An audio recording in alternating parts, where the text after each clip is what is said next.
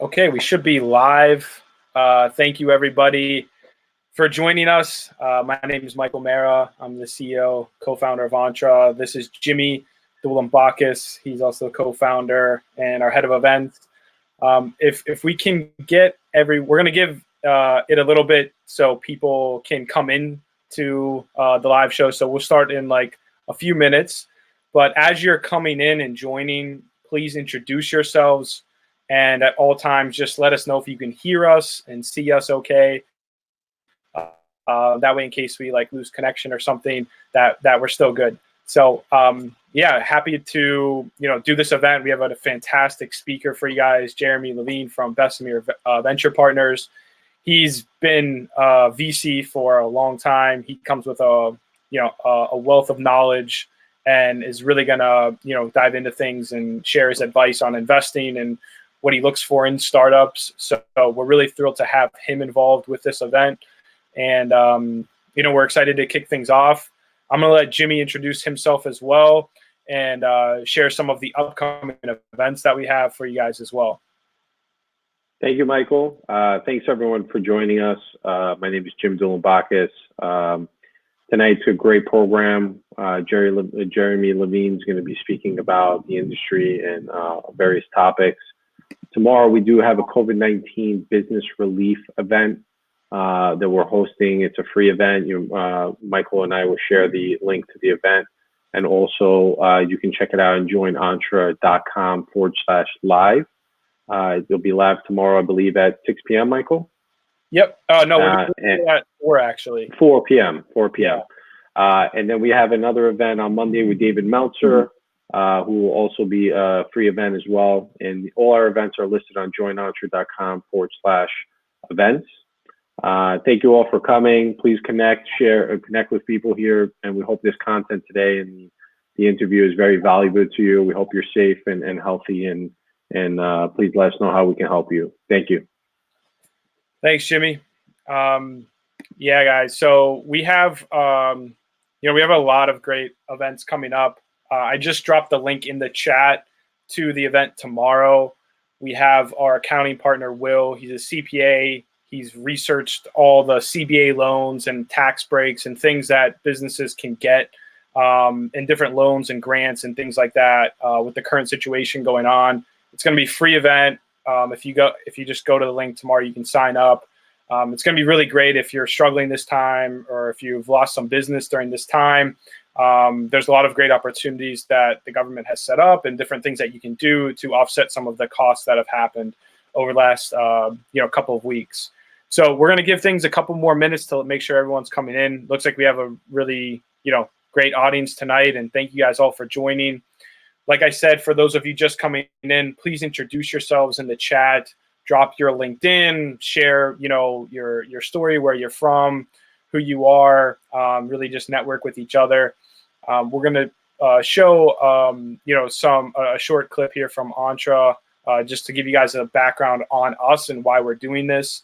If you don't know who we are and what we're doing, Entre is a social network for entrepreneurs. We're really trying to bridge the gap and bring all the entrepreneurs, startups, freelancers together and be the connecting platform for them and the hub for them to all network with each other. So we do a bunch of events, which have been shifted to virtual events and, across a bunch of different cities. And we're getting ready to launch our app, which is going to be coming out here in the next couple of weeks. And you'll be able to connect with entrepreneurs from all around the world, find developers, freelancers, investors, mentors, easier and faster in a more streamlined way. So again, thank you guys so much for joining us tonight. I'm going to share my screen real quick and pull up a video. Bear with me as we are moving things around and screens around and things like that. We're trying our best, given the circumstances with this, the virtual platform and whatnot. And then I'm going to introduce our partners and sponsors who made this possible.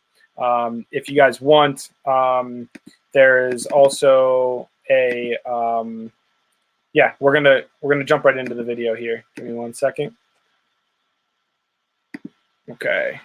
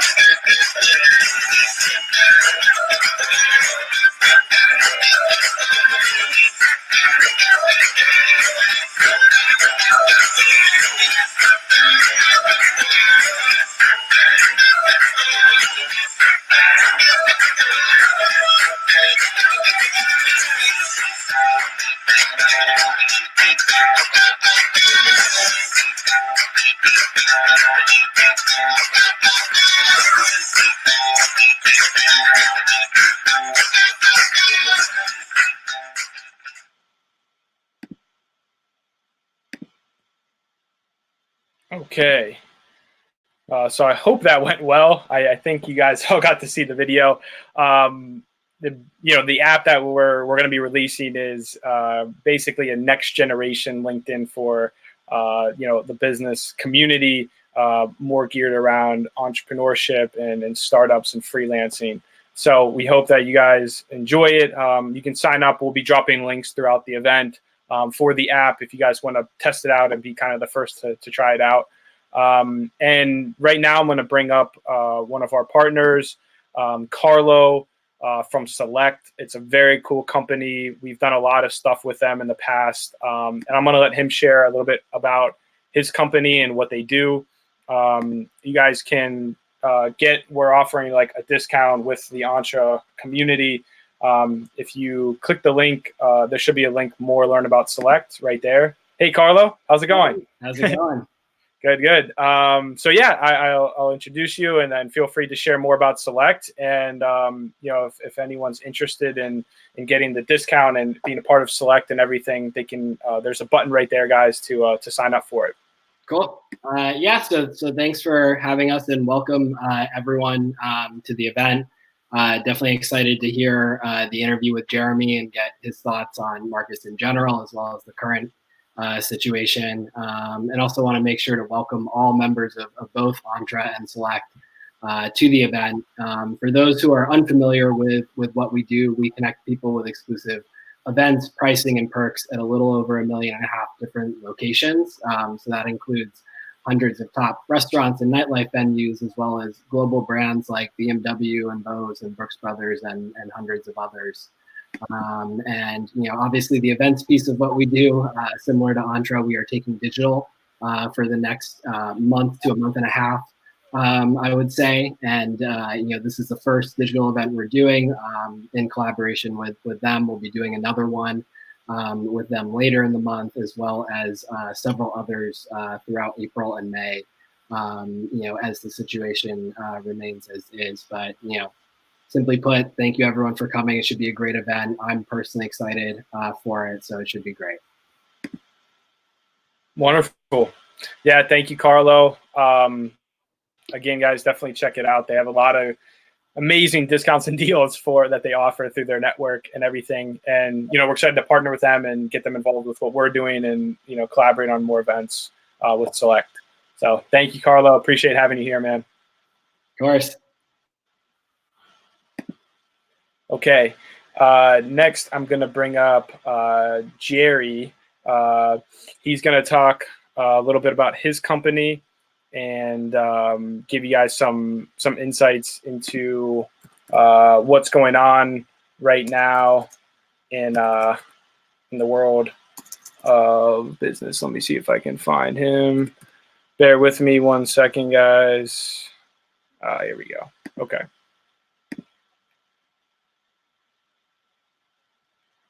Gerry should be coming on screen in just a minute, and he's going to share a little bit more about his company. There we go. Okay. Again, for you guys just coming in, please introduce yourselves in the chat. Drop, email, LinkedIn, where you're coming from, all of that in the chat for everyone. And hello, Gerry. Hey. Am I on there? There we go. There we go. Okay, we're good. Thank you. All right, welcome. Well, thank you for the opportunity. I've always loved your events.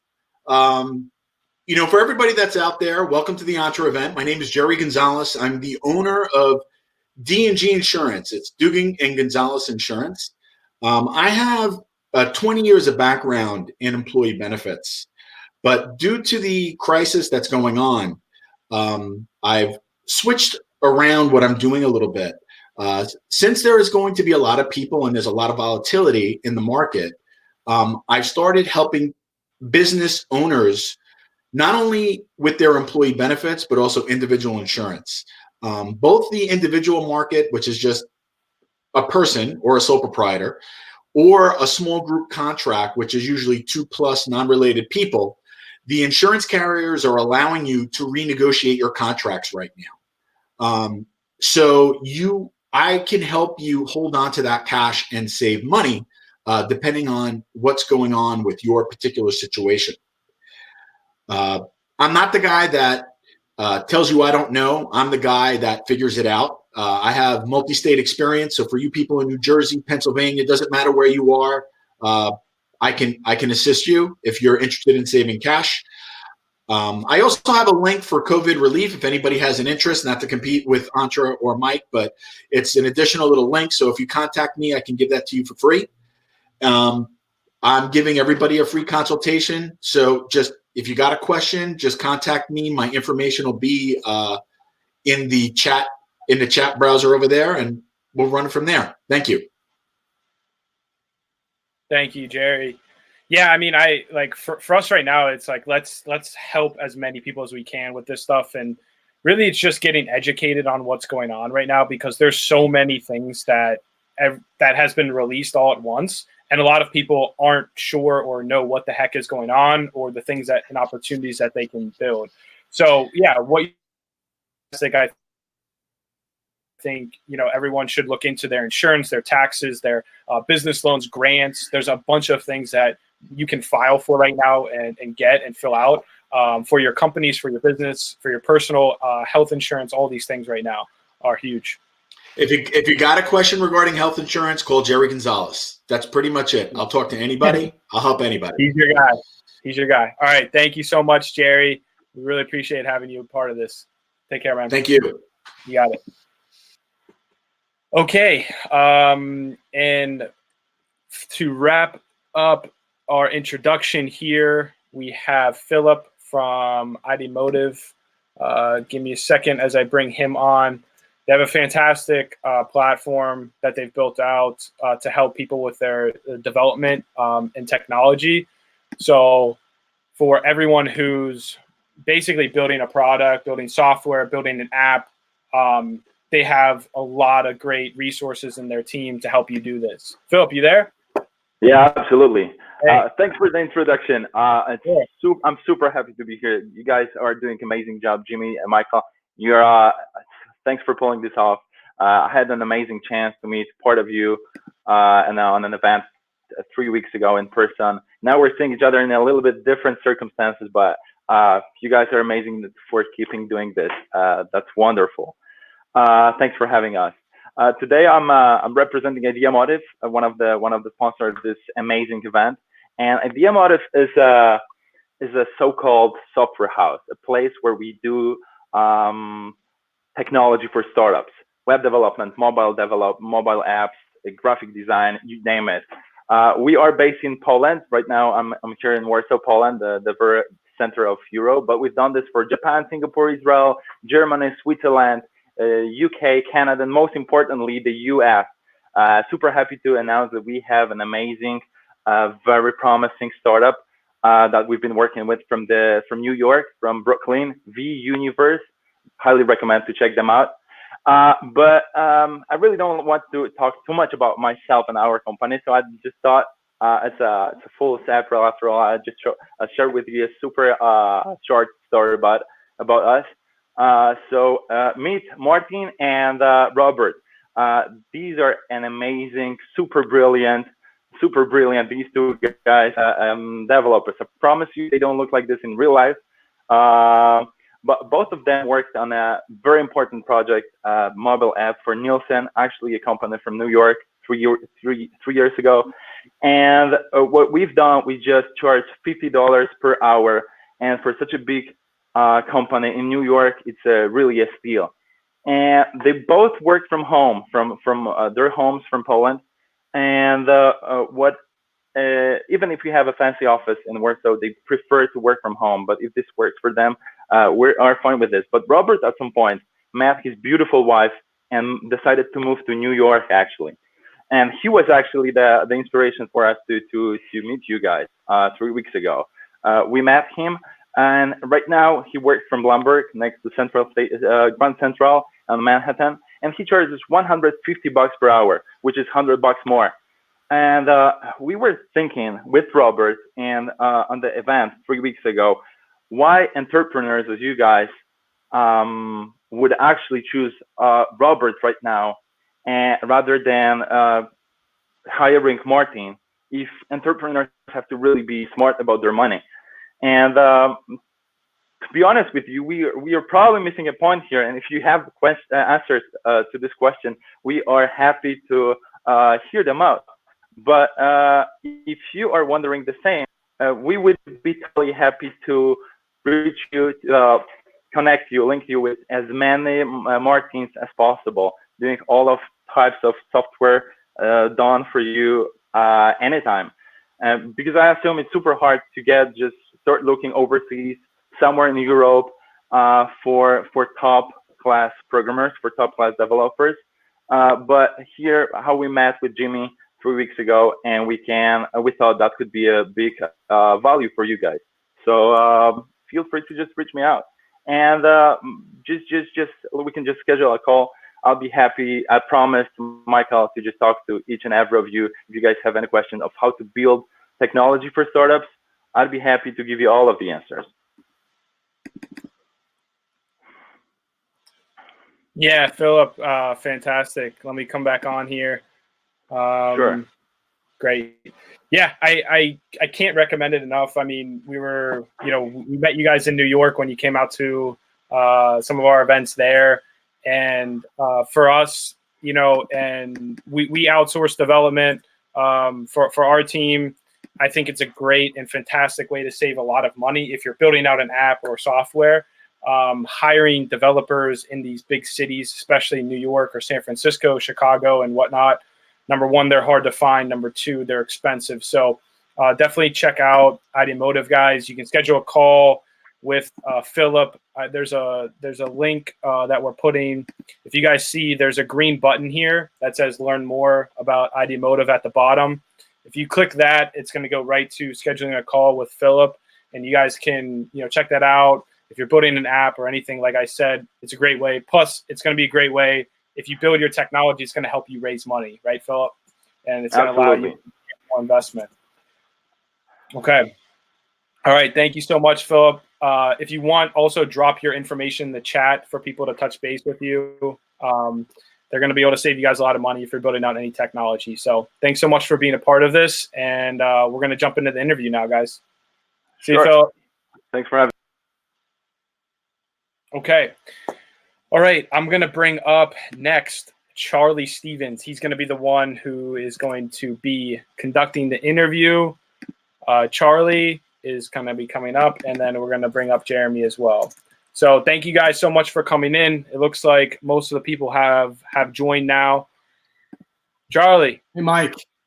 Hey, how's it going? Going well. All right.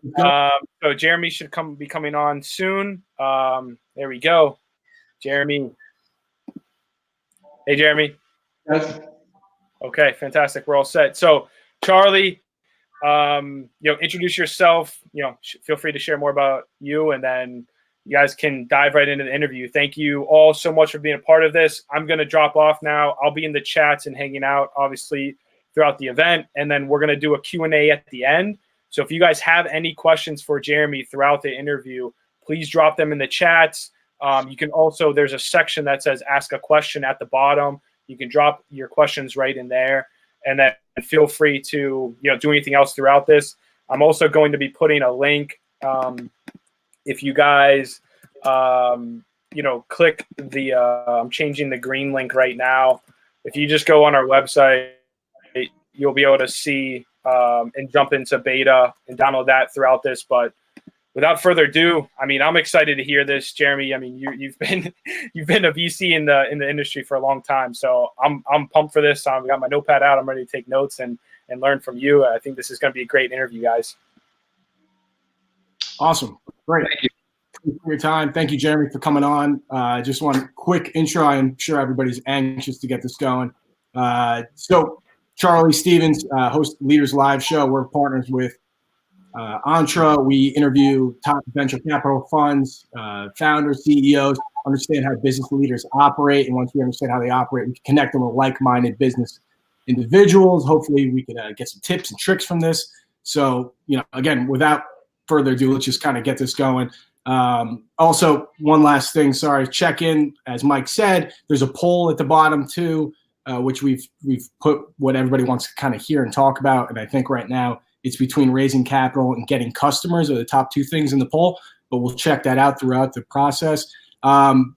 Bessemer Venture Partners, if you don't know about it, one of the most well-known, respected venture capital funds in the world, all over the globe. Jeremy's been with them for over 19 years. So we're going to learn a lot from him, a lot of great stuff. But before we talk about Bessemer and what you're doing, Jeremy, can you give us a little context, bring us back, understand where you started? You were at McKinsey, AEA, also at Duke University, which I think you were roommates with Christian Leitner back in the '92 era. I'm not sure, but why don't you give some context before before Bessemer Venture Partners? Whatever, introduce yourself. Sure. So I studied computer science at Duke back before it was popular to study computer science. I graduated in the mid-'90s. And then I joined McKinsey after college. At the time, the tech company to think about was Microsoft. Most of the other tech titans didn't exist, or Apple did, but barely in its current form. But I was entranced by the extremely articulate people I met at McKinsey and their fancy accents, and I wanted to be like them. And so I ended up abandoning a career in engineering or computer science and becoming a business person instead. And basically, I spent the first 6 years of my career hopping between jobs. I worked at McKinsey for 2 years, AEA, which is a private equity firm or a leveraged buyout firm, as it was known at the time, was another 2-year stint. And then I got my first real job, which was at a software startup.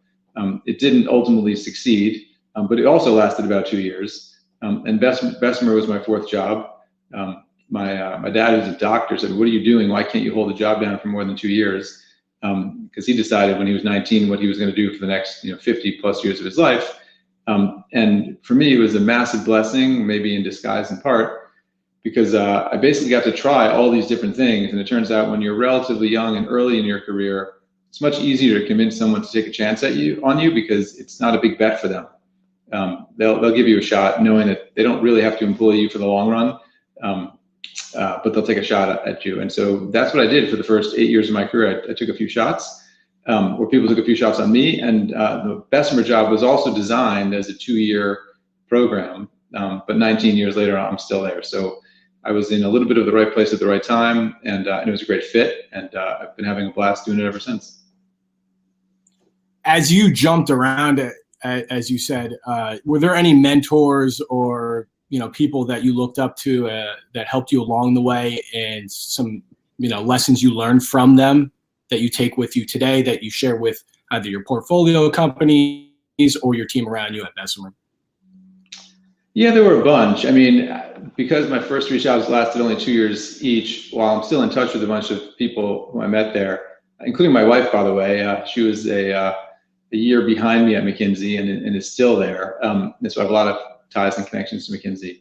But the truth is, I wasn't at any of those places long enough to have a super deep and long-lasting relationship. So most of my mentorship came at Bessemer. I've basically been there for virtually the entirety of my career.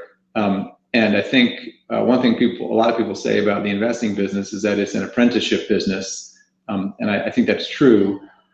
You can't really learn it by reading a book. You kind of learn it by doing it. And that's dangerous, because if you learn something by doing it, it means by definition, you don't know what you're doing when you start. And so you need a mentor, or what do they call it, like a master, if you will, to help you avoid making too many mistakes, and from whom you can get guidance along the way. So I've had a few of them at Bessemer. I joined and I worked for 2 or 3 different partners primarily before I became a partner myself a few years in. I think probably the most important lesson, if you will, that I've internalized, and it's easier to internalize it when you're further into your career than it is at the beginning, is that it's not a sprint, it's a marathon. It's a trite saying, but I think it's especially true in almost anything. It applies equally to one's career, also to one's startup if you're trying to create a company from nothing. And we all tend to hear about these things that seem to happen really fast. Perhaps my favorite example is the Wikipedia. The Wikipedia is sort of an overnight success that was 10 years in the making.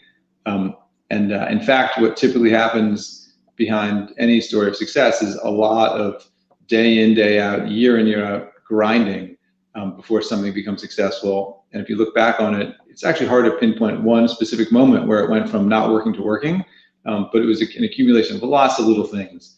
And so probably the advice I carry around myself and also pass along to entrepreneurs all the time is just that. You have to have the self-awareness and wherewithal to know when something is truly not going to work, because continuing to work on something that's destined for failure isn't all that productive. But if you still believe, make sure you have the patience to stick with something for a long period of time, because building something great takes a long period of time. There are no shortcuts. Yeah, it sounds like having that patience obviously is very important. And you've obviously built something great with Bessemer Venture Partners. You've been there for a while, so you're obviously doing something right, and you have a pretty good record to go with that. Let's talk about the business, Bessemer Venture Partners. You're investing in entrepreneurs who want to build revolutions of their own, as to what your website says, backing people in innovative technologies. Can you just give us a little context of Bessemer Venture Partners for the one person or 2 people that don't know about it, who are on this chat right now, but what you're focusing on, what your strategies are, and what you're doing that is making a difference there?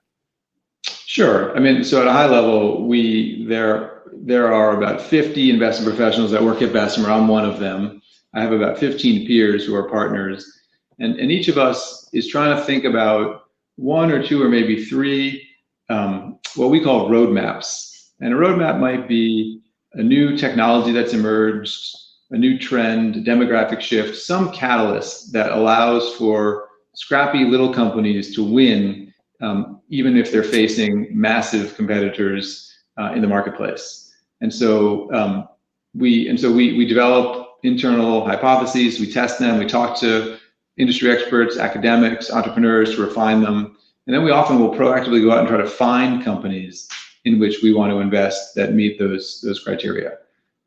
We do that sometimes with a check size that might be as small as $25,000. And we do that sometimes with a check size that might be as much as $100 or $200 million, and everything in between. Most of what we do are what I'll call classic Series A, Series B, Series C venture capital investments, $2, $5, $10, $15 million. But we're somewhat indifferent as to how big the company is when we first encounter it. We love making Series A bets, but sometimes by the time we discover a specific trend or a shift or a new technology emerging, it's a little later. So we'll make a slightly bigger investment in a slightly later company.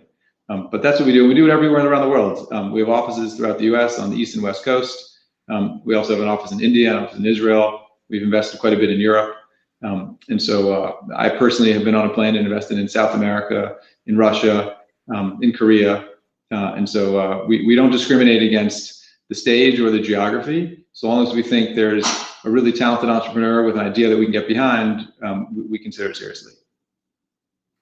We have a lot of entrepreneurs on here. Entre is a network for entrepreneurs. We got some potential investors on here too. But when you're looking at those types of founders who are laying out that roadmap, so to speak, or anyone who's building the company, what type of characteristics are you looking in a founder or a company to potentially succeed and that you would invest in? Yeah, it's funny. I think about this a lot because I'm in a privileged spot to meet lots of entrepreneurs early in their journey building a company. And when I think back on those who I've had the good fortune to meet and spend a lot of time with as an investor or board member, both, it feels obvious with the benefit of hindsight that, wow, this person was really talented. And a few examples come to mind, like Jeremy Stoppelman, the CEO and founder of Yelp. I met him in 2005 and invested in the company. He was clearly talented, but he was an engineering manager at PayPal. He had gone to Harvard Business School, dropped out after a year, and there was nothing about him that reeked like, hey, this guy's going to be a really talented CEO.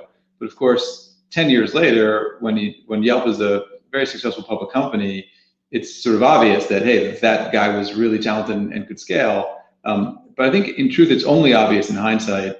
And early on, we tend to think about all the weaknesses or the lack of experience somebody has. And so I actually try really hard not to put too much of a value judgment on a specific founder, because I find it's just so hard to know. Certain people can grow massively and other people hit their ceiling much faster. And so instead, I tend to focus on what they like to talk about and what they're focused on. And so as an example, founders who are really focused on the impact their idea, product, business is going to have tend to resonate with me. Founders who are really focused on the product and the details of the product and what makes the customer really happy and excited, that tends to excite me. Founders who are focused on other things like the competitors, that tends to be a bit of a turnoff for me, because what it means is that they're more worried about what other people are doing than what they're doing. Or founders that are focused on how they're going to make money, that also tends to be a little bit of a turnoff. Of course, we invest in businesses, and generally speaking, we profit from those investments when the companies make money. So it's not that thinking about how the company's going to make money is a bad thing, but when a founder seems particularly interested or obsessed with making money, that's a turnoff. Generally speaking, that falls out naturally from building a successful company. It shouldn't be the primary goal. And so I've sort of learned over time to screen for certain attributes and shy away from others. But it's tricky, and the truth of the matter is you can try to establish patterns when you look back and try to match the next opportunity against those. But oftentimes you sort of get led astray because none of those things are correct. As if it's funny. I'm laughing because it's work from home, and my daughter interrupted me to enter the password to her iPad. This is the world we live in now. I got 3 kids screaming in the background, tucked in their bedroom, so I understand. Believe me. You have on your website the anti-portfolio, which I think is interesting because I talked about characteristics, and obviously it doesn't hit all the time, but I think it's a nice homage to all the people that you haven't invested in. But it's funny. I mean, some of the likes of Facebook have approached you and whatnot. Curious, maybe a story that you missed on, and what where you look back and where you think their qualities may have stood out, you missed. But what is a good way for one of these investors or these founders, to pitch you, communicate what they're doing with their business with you, and how possibly to pitch a VC? Yeah, so there are a few questions I'll try to touch on both. First, on the anti-portfolio, it's perhaps the most commented on portion of our website. If you haven't seen it, a former associate at Bessemer's from well more than 20 years ago, probably close to 30 years ago, after working a couple of years at Bessemer, he predated me. He left and became a writer for Harper's Magazine. He was a very talented writer, and he created the first anti-portfolio, which tends to be, which is a list of sort of, in hindsight, sort of funny stories about why we didn't invest in certain companies. And, famously, we passed on investing in Federal Express, I think 7 times, as an example. I've got a couple of the stories up there, one of which related to Facebook, as you alluded. I like to think I had met with Eduardo Saverin. I ran into him it was actually at a McKinsey recruiting event of all places. And I thought he was crazy, and I told him his idea was nuts and that Friendster had already won that market and he should move on to something else. I like to think that if I had met Mark Zuckerberg instead of Eduardo Saverin, maybe I would have reached a different conclusion, but we'll never know. I think what's important, though, is that we're ultimately judged by what we do, not by what we don't do. And so I think we continue to publish the anti-portfolio because we think it's a bit of an act of humility. The truth is, like, we don't always get it right. In fact, we probably get it as often wrong as we get it right. But our goal is not to get it right every time. It's just to get involved with enough great companies early on, if we can, to help those entrepreneurs and to build a great business for ourselves. So that's the Entre portfolio. In terms of what to do, like I said earlier, I think it's really hard for anyone to assess another human being in a short period of time. I kind of view the entrepreneur venture investor relationship as like a marriage, and generally speaking, it's a few weeks to a few months between when we meet an entrepreneur and when we invest. Occasionally, it's many years that has happened, but oftentimes it's shorter. And I think it would be very difficult if most of the judgment had to be on the person and nothing else. It would be akin to getting married after having spent a few weeks or a few months with somebody. That happens, and some of those marriages last, many, many decades. But my guess is spending a little bit more time to learn about somebody before making such a commitment probably yields a better result. And so for me, it's less about the person, though of course that's important, and instinct comes into play there, and much more about the idea. And so the thing that I look for when I'm meeting with an entrepreneur is an insight. And so if there's a specific business idea that seems interesting or compelling or logical on paper, but there's no specific sharp insights, I get much less excited by it. But if there's an insight, and the insight is about something that I didn't know before, I didn't understand before, I think is clever or possibly unique, and maybe even a secret, that's what gets me really excited, because that becomes the intellectual property, if you will, or the magic sauce that gives that young startup a real chance of succeeding against a much bigger incumbent. Anyway, so that's what I'm looking for. So if you yourself as an entrepreneur aren't sure what your insight is, I would say, well, maybe you've got the wrong idea, or maybe you got to think more deeply about the idea so you can articulate what the insight is. If it's just a good idea that's not built on or buttressed by some really noteworthy insight, then it's much less likely something that I'm going to want to invest in. That's good. As they communicate the insight to you, and they've won you over, or they've won over any other VC, your fund is notorious from taking companies from seed to A to B to IPO all the way up there. C, obviously, whatever it may be.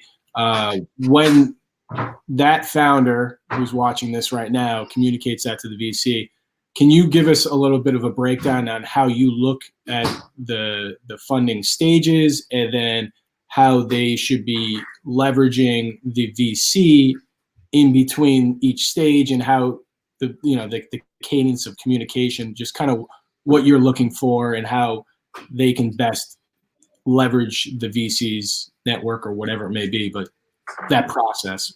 Sure. So that varies wildly across founders. And so I sort of feel like it's my job, once I've made an investment, to do whatever I can to help the founder succeed.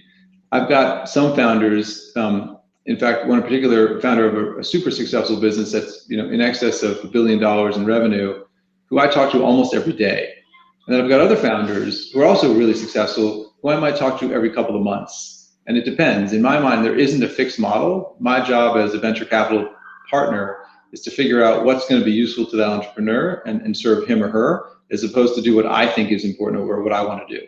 I've got a few key principles that I always talk to entrepreneurs about before I invest, and if they're not willing to sign up to those principles, then I say it's probably not going to be a fit, so let's not do this. But the first principle is treat me like a partner in the business, and anytime something bad happens to the company, tell me right away, like in the same day.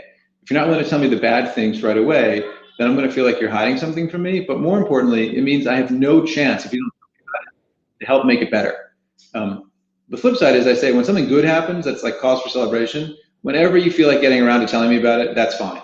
I'd love to celebrate with you, but that's not obviously urgent. But if something bad happens, you got to tell me right away. Once you stop telling me right away, it means then you're managing me, and you're managing my image or impression of the business, which isn't what I want. I want to be able to help you. So that's core principle number one. And then core principle number two is, I want to be informed enough about what's going on that if there's a question or a challenge or an opportunity that you're contemplating, you can call me up and get useful information from me or opinions from me without having to spend like 3 hours to bring me up to speed. And so I ask for a regular cadence, and in some cases it comes in the form of a phone conversation. In other cases it comes in the form of a report or written materials, sometimes authored by the founder, sometimes by a whole bunch of people in the company.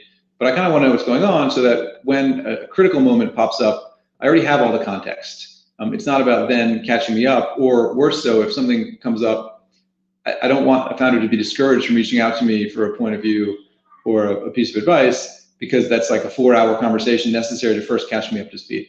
But that's kind of it. And then I say, if you want to talk all the time, feel free. If you want to talk almost never, that's okay too, as long as you comply with those first two principles.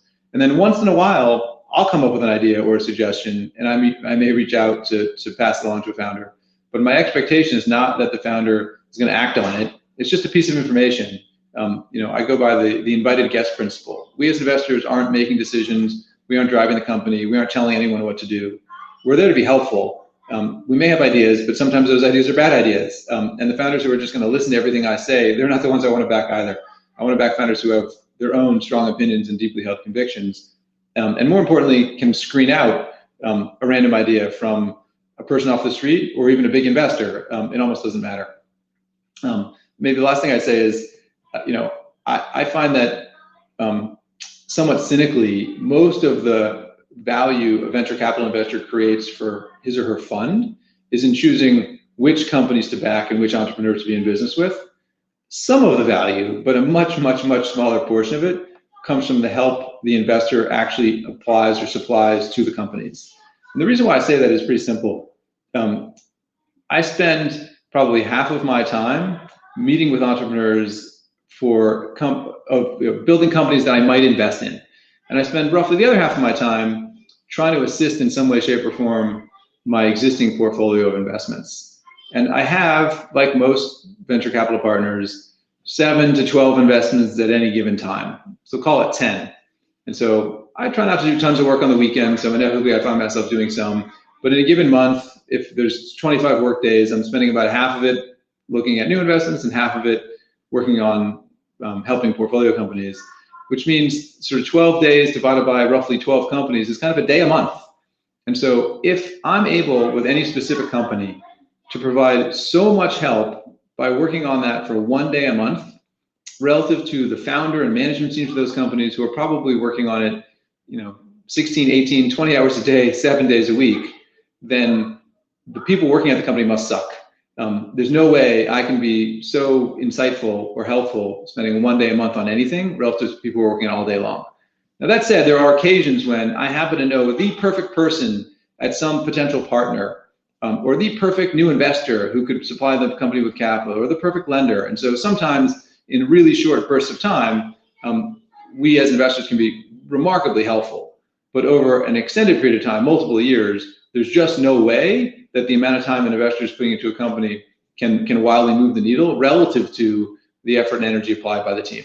And so I think one of the challenges that some investors have is they delude themselves into thinking they're so important, or even worse, they delude the entrepreneurs and the management teams into thinking the investor is so important that their ideas, when they spend maybe a day a month thinking about a company, are somehow better or more likely to be good than the ideas of people who are equally, if not even smarter, and certainly know a lot more about the business and the industry than they do, who are working on it all day long.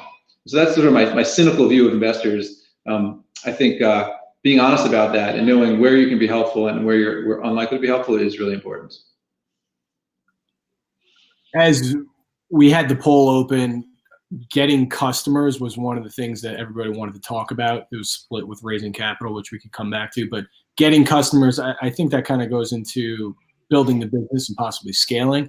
But your thoughts on getting customers, I think that falls probably into sales as well. But are there tips and tricks that you possibly give to a company that maybe you're on the board to or that you're advising on that you can share with everybody on here? I mean, that's such a hard question because there's, I personally invest in companies that sometimes are selling to consumers, sometimes they're trying to attract consumers so they can sell advertisements, sometimes they're trying to sell to small businesses, sometimes enterprises, and each one kind of even defining what the customer is, let alone how you get the customer, is so different. And so, in order to provide an answer that's maybe helpful and sufficiently generic to address all those, I would say sort of two principles that I encourage entrepreneurs to follow. The first is react to the data, not what you hope the data say. And so whatever you're doing, if it's working and the customers are eating the dog food or coming and paying for the product, that's great, keep doing it. If it's not working, it's not the customer's fault, it's your fault. You need to try something else. And I think the biggest mistake entrepreneurs make, which seems so simple, is holding on to hope as opposed to reacting to what they're actually seeing in the data. And so it's this intellectual honesty and realism that I think is really important. That doesn't mean, by the way, that when it's not working, whatever you're doing is not working, you should sort of give up or get depressed about it. In fact, the best entrepreneurs react really positively to that situation, say, great, like I now have a clear signal on what I need to do, and it's something else. How can I change? And that leads to the second principle, which is as you're trying to figure out a problem, and whether that problem is getting my first customer or my nth customer or whatever that problem is, I think a key success criteria for startups is the ability to iterate and experiment quickly and inexpensively. And so if you have a specific hypothesis as to an approach you might take with customers, figure out a way to try it in a highly imperfect way to get some signal back on whether it might work. Don't spend hours, let alone days or weeks, maybe hours is okay, but not days or weeks, perfecting what it's going to look like or exactly what the script is. Get out there and try it and get data back from the customers. Or if it's a product, don't spend many, many months trying to get the product in the hands of customers. Try to find a way to get that product in the hands of customers much sooner, even if it's in a more crude or raw form, to get feedback. Because it's the feedback, which is the data, that allows you to then adjust and make better decisions. And if you spend a really long time essentially in hibernation working on some problem and then magically release it and think it's going to be perfect, you'll be hugely disappointed, because typically speaking, the birth of something over many, many months doesn't work all that well. And what takes it from a failure to a success is getting feedback from customers and iterating really rapidly. In fact, I'll give you a good example. Before we invested in Pinterest, which is quite a while ago now, back in 2011, the founders built a product called Tote. And it was a totally different consumer product. And they thought it was going to be great. But what ended up happening was consumers were using one specific small feature within Tote in a way that the founders didn't expect consumers would care so much about. And when they realized that was the one thing that was working, they ditched the entirety of the Tote product and focused on that one feature, which was essentially Pinterest. They never would have been able to deduce that or figure that out had they not gotten it into the hands of consumers in a somewhat viable way to get the feedback, process the data, and realize what they should do next. So experimentation, especially cheap and rapid experimentation, is absolutely critical. How about now you have the data, you have the business working, you have the funding. Can you give us some thoughts on hiring, what you tell your portfolio companies as they scale, just thoughts on how to hire? Obviously, you want the best people in the room with you, but maybe how to communicate that, and then kind of leads into company culture as well, and your thoughts on company culture and how to make the best company culture you could possibly have, obviously.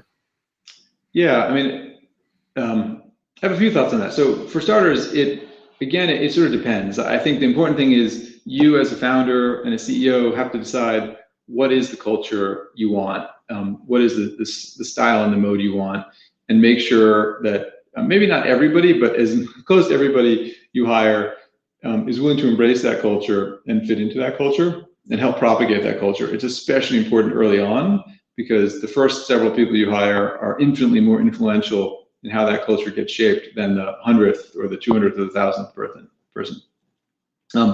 I'd say there are basically two styles of team building that I've seen work really well.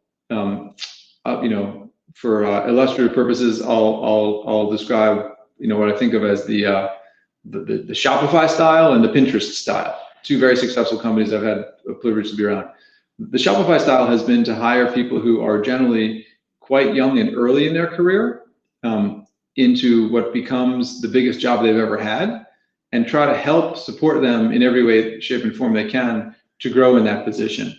And as a result, a good portion of the existing management team at Shopify, which is now, whatever it is, a $40, $50 billion company, have been at Shopify for a long time and are in, like I said, the biggest job they've ever had and have grown in that job from a relatively small role to a much bigger role, including Toby, the founder and CEO himself. He had never run anything before Shopify. In fact, he sort of built the company accidentally while trying to make a snowboard shop. In contrast, Pinterest's hiring approach, obviously there are lots of really young and talented people who have tons of growth and running room within Pinterest as well, but most of the leadership team of Pinterest were hired into their jobs having had really deep and fantastic experience doing something similar at another company where they could bring that experience and knowledge to bear. And so you've got to sort of build them up from the bottom approach, and you have a higher, super seasoned, experienced talent from the beginning. Those are as far opposite in approach as you could possibly imagine, and yet they both work extremely well. But obviously the cultural implications and the recruiting approach you take for both differ dramatically. And so for me, the answer is there is no right culture, there is no right approach. You have to do sort of what you as a founder or CEO think is both necessary for the business and is in the style that you want to build the business, as opposed to what you think might be better because you read it in some book or something like that. That's solid. How about we like to talk about partnerships and your thoughts on how to possibly get the best partner to grow your company, but also maybe a story of somewhat that you've put together a partnership, maybe an introduction, but why it was successful, why it worked, and just how people can possibly go build strong partnerships to grow their business. Sure. So my advice on partnerships is not very nice advice. My advice on partnerships is don't bother.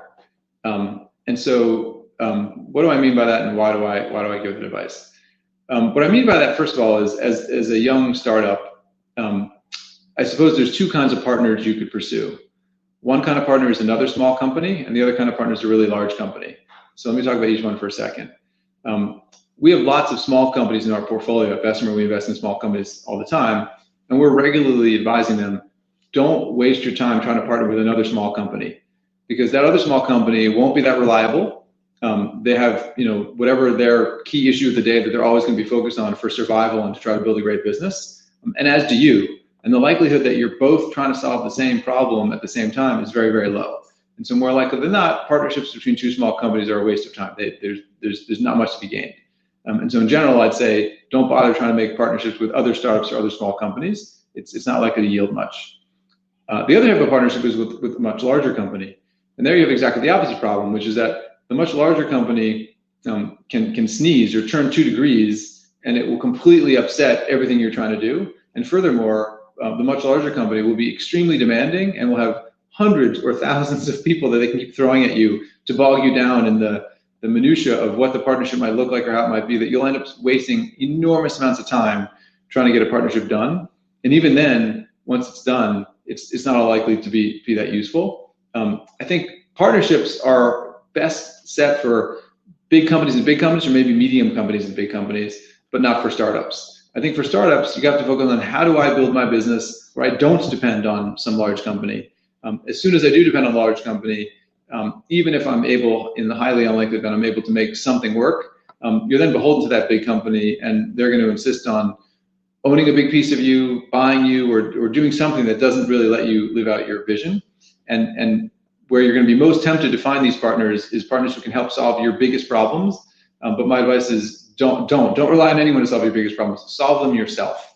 And so the classic case is with a consumer startup, which sees a big company as a source of large numbers of consumers to sort of introduce the product to or bring it to bear.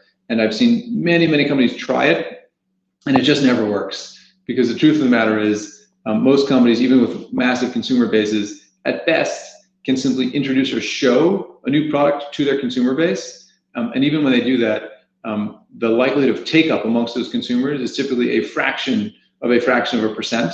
And so even a company with 100 million users who might put your product in front of all of them might end up yielding, some number of, thousands of users for you. And you end up spending so much time and sort of kowtowing to all the big company partners' needs, it's just not worth it. So if you can't find a way to make your business succeed on your own without depending on a partner, it's highly unlikely to be a really valuable business. And so if your inclination or your dependence from day one is on partners, I'd suggest maybe finding a different plan.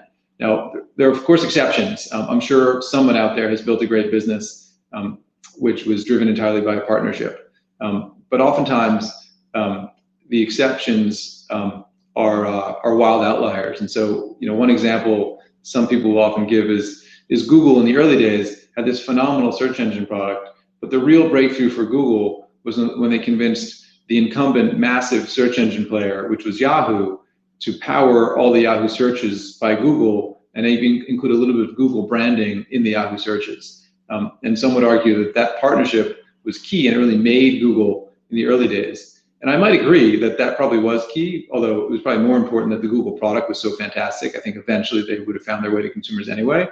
But I'd argue that the partnership itself was a massive strategic blunder on Yahoo's part. Yahoo never should have done that partnership.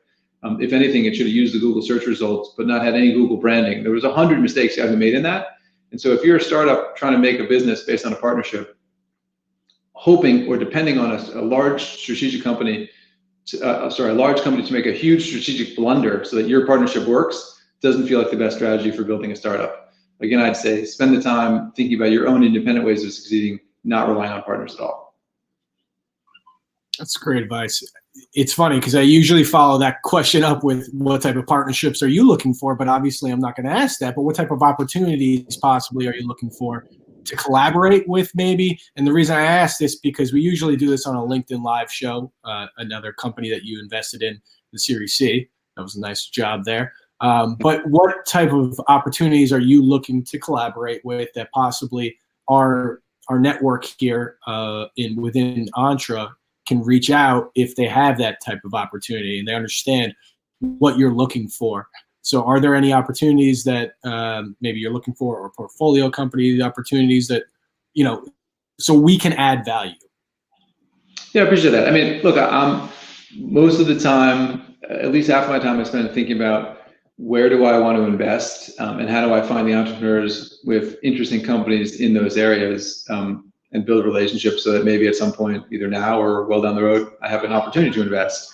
And so, and like I said, I have about 15 peers at Bessemer who are doing something really similar to me, and we typically work in teams of 2 or 3 to do that. And so I'd say if you've got a company that's relevant to some of the areas in which we invest, and you can see all about that on our website. We typically publish our roadmaps to the areas we're proactively looking to invest, and you think you've got something that's relevant, where we can be helpful or where we'll find it really interesting, reach out. That's my number one way of saying, so collaborating, so to speak. For us, collaborating is about investing. Now, across our portfolio, we have investments in over 100 companies. Some of them are really early, might be a few people trying to get an idea going, and in other instances, Pinterest is in our portfolio, and it's a large multi-billion-dollar public company. And so the types of opportunities across our portfolio where our companies might be looking to collaborate are so broad and varied, it's hard to get specific in a venue like this. But if you think you've got something as an entrepreneur that might be really relevant to one of our portfolio companies, virtually all of which are listed on our website, bvp.com, feel free to reach out. I'm happy to either make sure that someone at one of those companies takes a look at and reacts to your idea or proposition, or in some cases I might tell you, look, this is just not a fit, and I'll try to explain why. But I'm happy to provide that. And to push a little more on that, if they do have an opportunity, what's the best way to reach out? Is there an investor email or opportunity email? They can just email me, Jeremy. It's just my first name at bvp.com. Okay, and great. I promise I will read it. And if it's interesting, I promise I will reply. But I get a lot of emails, and so if I don't reply, it's not because I didn't read it or I didn't see it. It's because I haven't had a chance to reply, and I don't think it's interesting. I will try to reply even if I don't think it's interesting, but I'm not going to promise that. But I will promise to read all of it. Busy man. As we're doing an Entre networking event online, we're going to have 2 more questions before we start taking some Q&A. But how do you look at networking? Do you network? How do you stay in contact with people? And then I think we could roll into the latest state of what's going on with COVID. But let's talk about networking and your thoughts on it, and how you best network so that we could possibly give some value to the people that are on here right now? Yeah, so I respond to that by saying there's multiple styles of venture capital. I think it's probably one of the reasons why I like it so much, and I'm still doing it 20 years in. There is no specific formula or approach you need to take in venture capital. And why do I say that, and how does it relate to your question about networking? Because some venture capitalists are unbelievably outgoing, unbelievably charismatic, love to be in large rooms of people and have tons of relationships and find ways of cultivating massive networks of massive numbers of people, and it gives them energy. In fact, one of my partners, Byron Dieter, in our California office, is just like that. Everyone is friends with Byron. I'm not like that. I'm much more introverted. It is exhausting to me to go to a big networking event and try to make conversation with people. It's just not my style. And yet there is no one way of doing venture capital well. My style historically has been to think about where I want to invest and then sort of rifle shoot right at the specific companies or entrepreneurs that I think are interesting. One of my first successful investments I alluded to earlier was Yelp. I found out about Yelp as a consumer. I thought it was really compelling on a few dimensions. And in fact, I borrowed my wife's Harvard Business School credentials to log on to find out what Jeremy Stoppelman's email address was, because I knew he had gone there before dropping out, so I could send him an email. And I reached out to him and I said I wanted to meet, and I explained why. And so to me, that's not networking. That's like being very precise about what to do. Now that I've been doing this for such a long period of time, I tend to know a lot of other people who are investors and lots of entrepreneurs. And so I have a network, but I wouldn't say I'm an A+ networker by any stretch of the imagination. And I don't think you need to be. Now, there are some people for whom it's an incredibly potent weapon, and I'm jealous of those people. I wish I had that ability to build a massive network and that I derived energy from it. Instead, like I said, to me, that's and my general view is if you find networking to be fun and you get energy from it, then you should do it a lot and you'll get a really nice return on it. But if you find networking to be a ton of work, then I suggest you find a line of work or a way of approaching your work that doesn't require it, because why do something that you're not enjoying? I think Yeah, that was great. And I want to follow that up with, you talked about being precise with a great story of hacking into the mainframe to get the email address. But do you have any other stories like that on how to be precise? Can you dive into the precision of getting after the person you want? Because I think a lot of this is, I'm trying to meet with somebody, they're trying to meet with somebody. How can we be precise? What's the best tactics or tricks to do that? Yeah, I mean, I think one, persistence matters a lot. And so I'll tell you another story. So we develop, as I alluded to before, these roadmaps at Bessemer, and we share them with all of our colleagues. And this is now back in 2006, I guess, 2005 or 2006. And one of the roadmaps I had been working on was this idea that you could build a really valuable media business where all the content, an internet media business, where all the content was created by the user, a user-generated content business. Now these are pretty well understood, but back in 2004, 2005, 2006, it wasn't that well understood. And so I mentioned this and explained in much more detail than I'm going to give here why I thought it was interesting and what I thought the key characteristics were to one of my younger colleagues, a guy named Mitchell Green, who was an analyst at Bessemer at the time.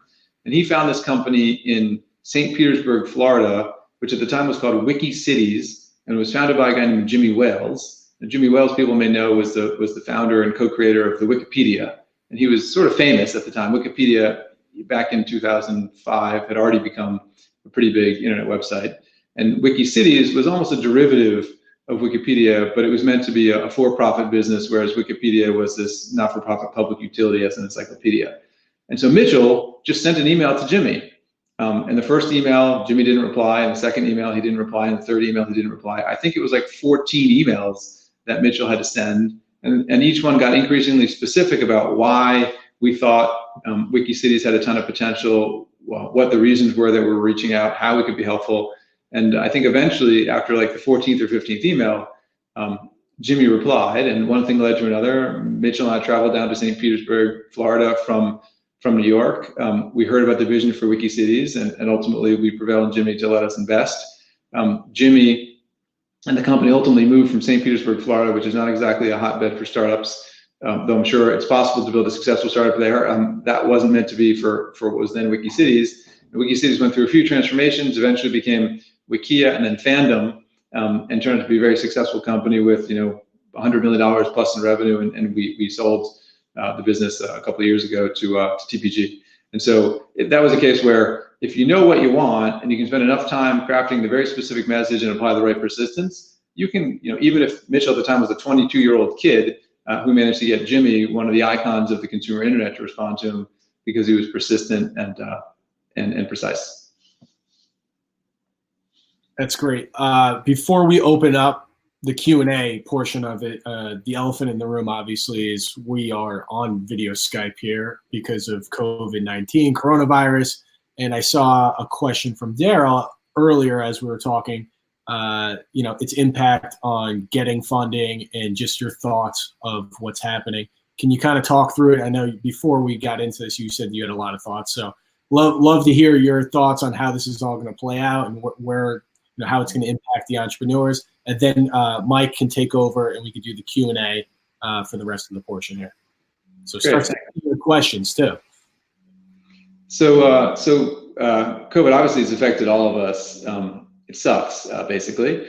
That's my two-word summary of COVID on so many dimensions. And so I'll start with my depressing thoughts on it, and then I'll move to my more optimistic thoughts. Better to end on a positive note. And so my depressing thoughts are, I think it's a lot worse than still people are admitting or recognizing. And I think that means people in general and even the stock market. I don't think it's fully been internalized by people how long and how tough this is going to be. And I think the economy is like a series of dominoes, and the fact that a whole bunch of them at the beginning of the domino line have tipped, to me, means with almost certainty ones way down the line are also going to fall over, which represent a continued slowing and difficult challenges with the economy. And yet, because there's so many other dominoes in between, I think people are having a hard time fully recognizing or accepting that. And short of a vaccine coming out really, really soon, which I think all the experts agree is virtually impossible, I don't see how or why healthy people are going to suddenly feel comfortable just going back to their old life again. I just don't see that happening. I think we're going to be in this world of physical distancing or social distancing for quite a while. And I think that's going to have a hugely negative impact on many, many businesses. We're lucky we have a few companies in our portfolio that are actually benefiting from this. Businesses like video game companies are doing great, but most companies are suffering in some way, shape, or form. That's causing them to contract, lay off people, reduce expenses, and that will trickle through the economy, which we don't fully understand. So I feel like we're still in the eye of the storm.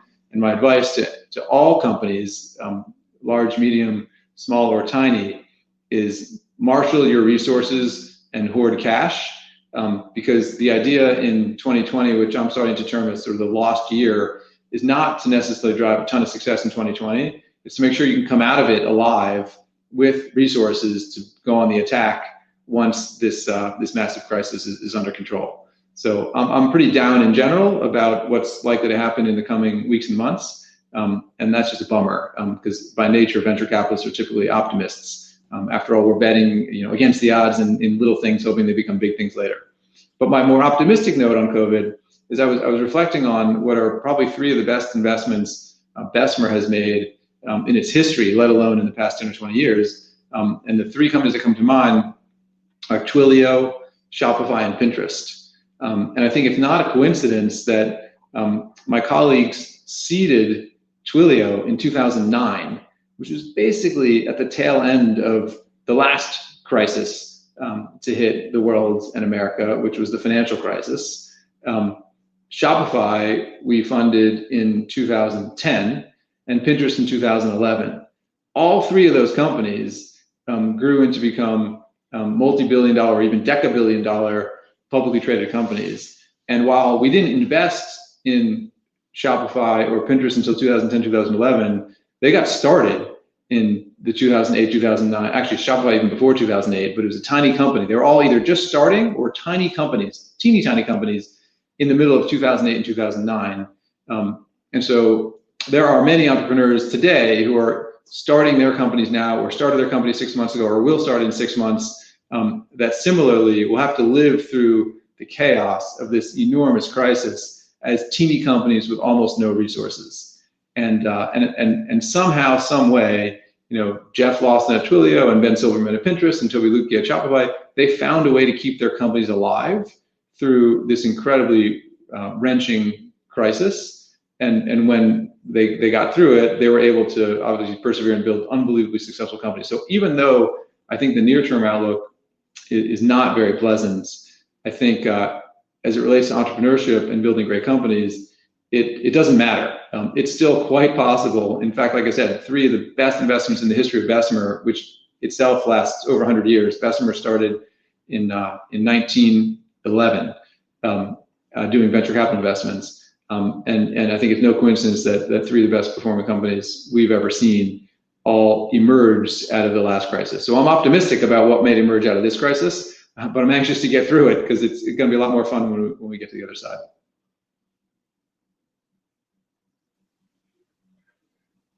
I think Mike was going to take over here and do some Q&A. Yes, I am. I was so interested in this whole conversation. This has been amazing, Jeremy. Thank you so much for all of this. So for everyone, ask your questions now or upvote the ones that you want. Kind of adding right to this point, we have our most upvoted question, which is like, what sectors do you think will grow as a result of this crisis, by Kate.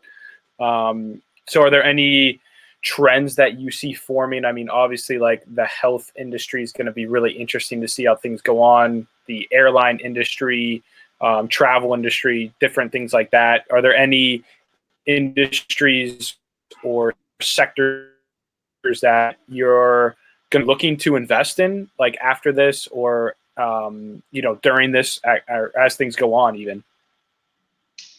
Yeah, I mean, so I think right now, the metaphor I've been using is right now it's like we're all flying in an airplane and we're in such a thick cloud that we can't even see like 6 inches in front of the airplane.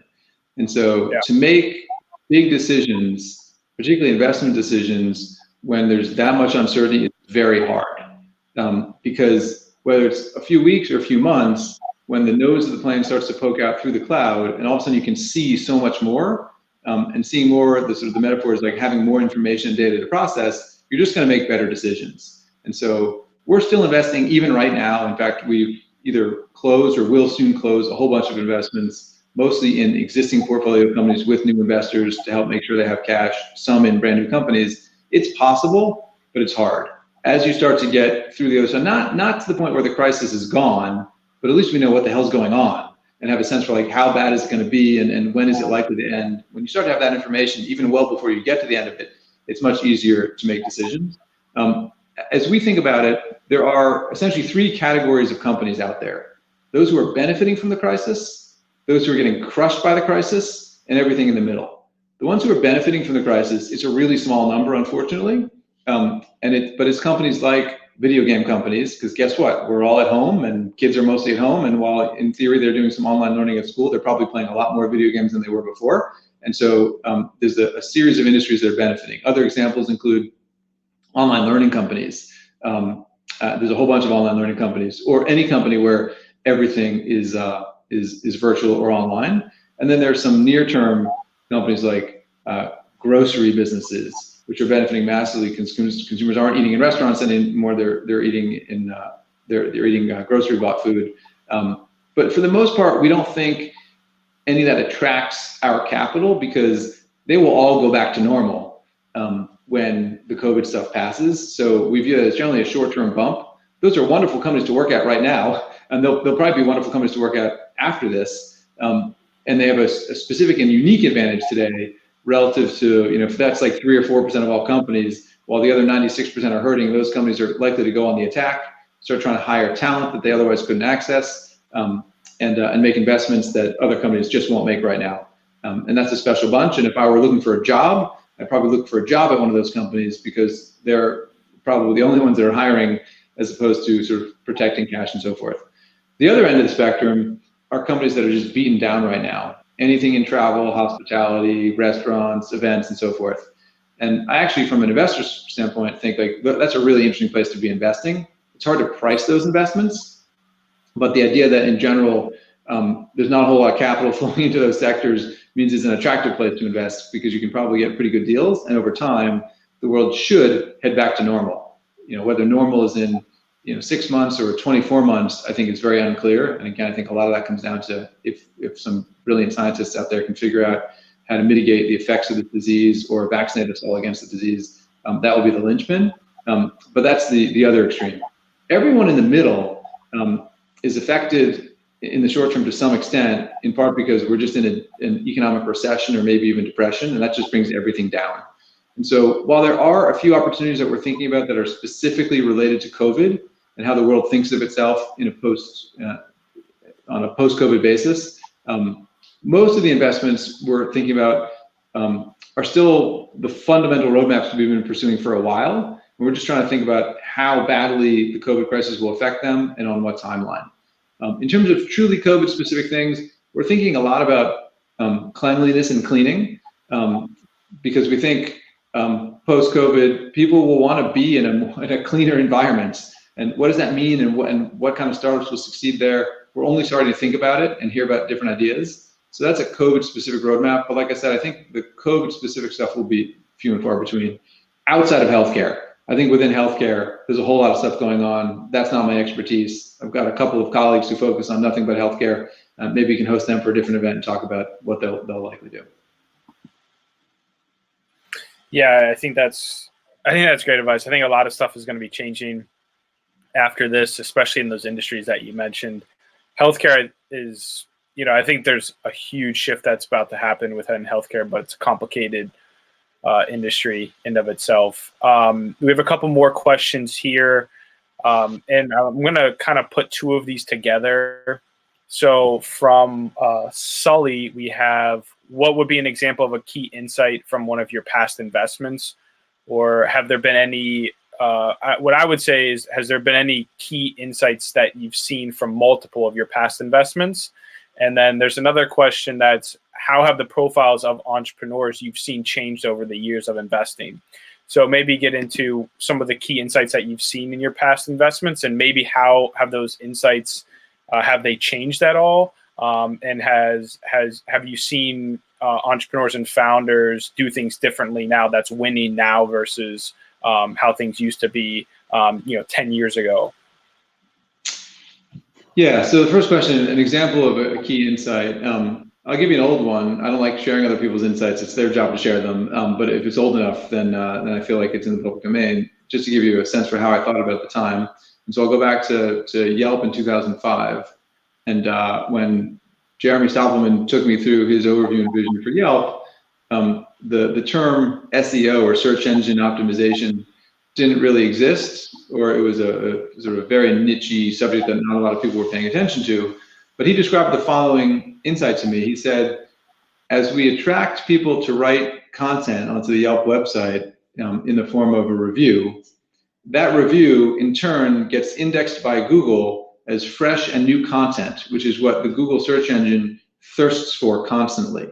And as a result, Google prioritizes that content over all other content, stale content and so forth, into Google results, which means that the creation of that review on Yelp creates more opportunity for Yelp to be seen on Google. As Yelp is seen on Google, more people will end up clicking on links to come to Yelp, and some fraction of those people will in turn create more reviews. And so the insight he shared with me was this incredibly powerful cycle where review content begets traffic from Google, begets more review content, and it reinforces itself. And so he could articulate why and how his business could grow without him having to spend tons of money on consumer acquisition. And furthermore, he understood the power of having good review content. And in fact, when we invested in Yelp, there were, I think, 5 or 6 other companies doing precisely the same thing.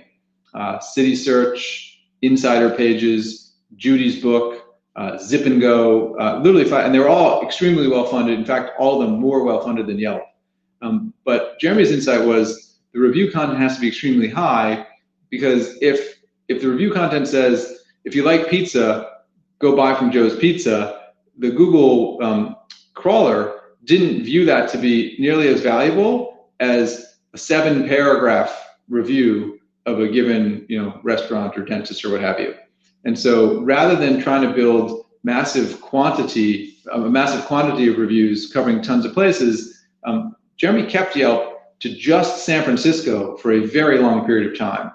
And he also ensured the social norms on the platform were to create detailed and interesting reviews, not two-liners. In contrast with his competitors, who would basically say, if you create 5 reviews and invite 5 people to our service, we'll send you a $5 Starbucks card.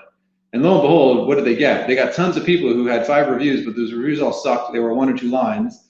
And they got people to come join, but they weren't really joining. They were just signing up so someone could get their $5 gift card.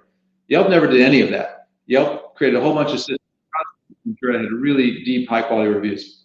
So he could explain all this in a way where, like, wow, like that, I never thought of that. That's an insight as to how you're going to get your customers, and it's an insight that most people don't fully understand, which means you have a shot because you've got a competitive edge. Over time, of course, I'm comfortable sharing that insight and competitive edge with this group because it went away. Over time, everyone started to understand that, and over time, Google decided to become quite a bit more evil. And instead of rewarding the best content on the web, Google started rewarding itself. So actually, the value of search engine fodder, if you will, content has gone down substantially because Google just doesn't help third-party companies anymore. But for quite a while, that was a super valuable insight that made the difference for Yelp. Now, as a great leader and entrepreneur, Jeremy and his team have had to come up with several other insights to continue growing their business in the face of sort of a changing landscape. But if you don't start with one, the chances of you ever finding one are quite small. So I'd say, in hindsight, almost every company we've invested in that's been very successful has either had an insight like that at the beginning or had something really lucky happen to them, which is as valuable as an insight, which enabled their success. Fantastic advice. Yeah, I think figuring out that one thing, that you can, that's your competitive advantage, is that, do you have a lot of the companies that you work with, do you try to focus in on that moat that a lot of VCs refer to as you're working with companies and figuring out, okay, what's this one thing that you guys can do differently that's your competitive advantage that's going to be really, really difficult for others to copy or to also do?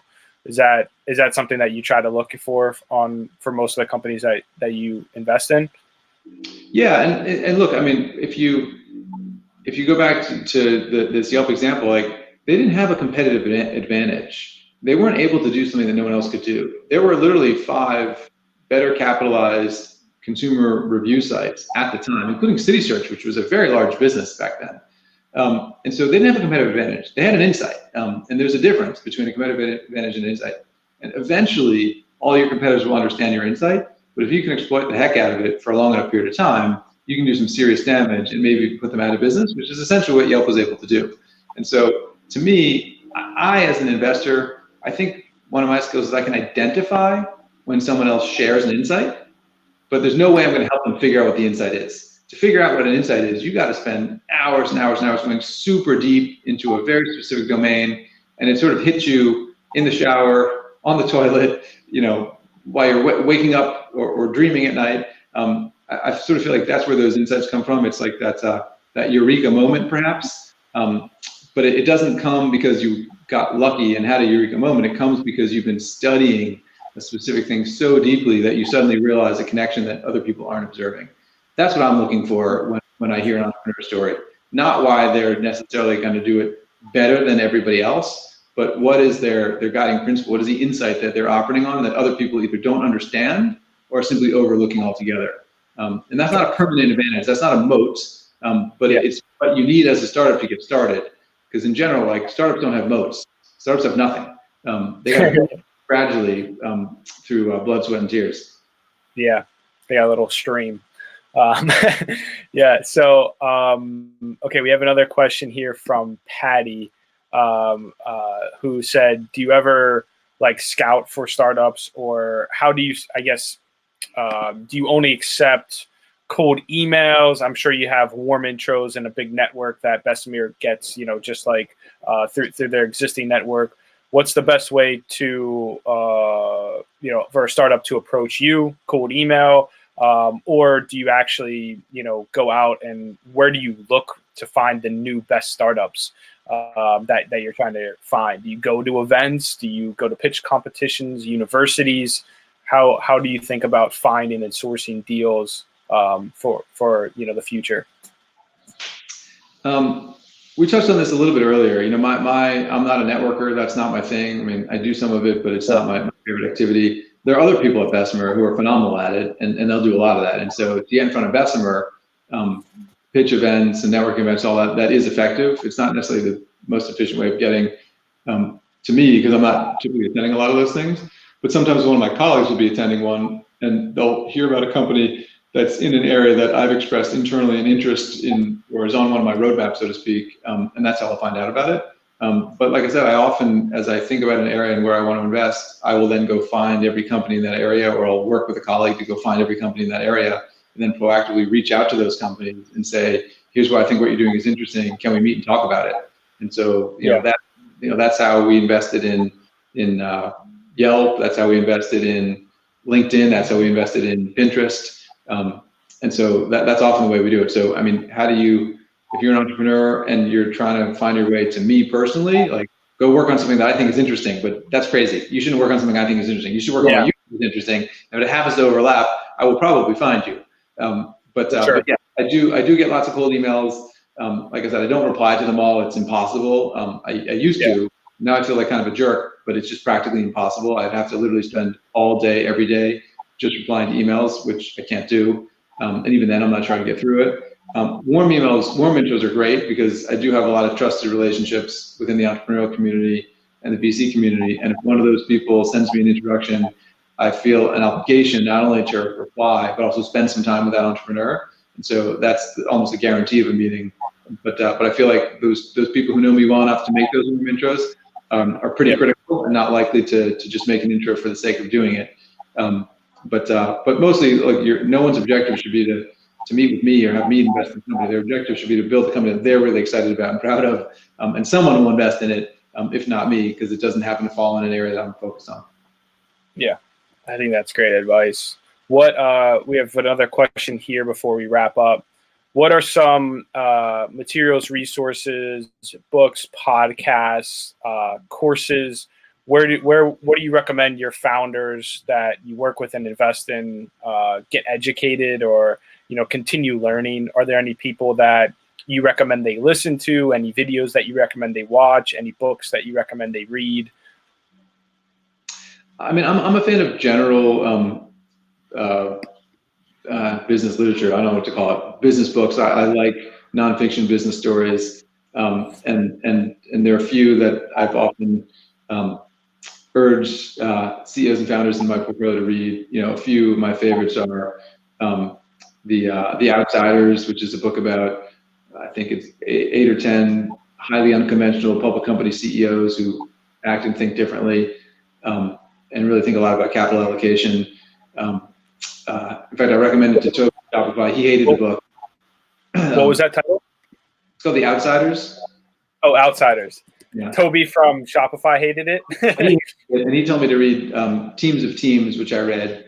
He thought that was much more relevant to what he was doing. I'm a huge fan of Cable Cowboy, the John Malone story. I like Shoe Dog, the Phil Knight Nike story. I like those. I think they're inspirational to find out about some of the challenges, particularly early on, those entrepreneurs went through. But also, I think there's some interesting business strategy lessons embedded in a lot of those books. Mostly, though, I think the best advice is when you have a specific problem, finding the people who either went through that problem or you think could give you advice on that problem. And I think what's surprising is that folks who've already been through it and have been successful are often remarkably willing to share their time to help you through that same problem. But if you were to approach those same people who are often really successful and ask some sort of lame, generic question, they're not going to give you the time of day.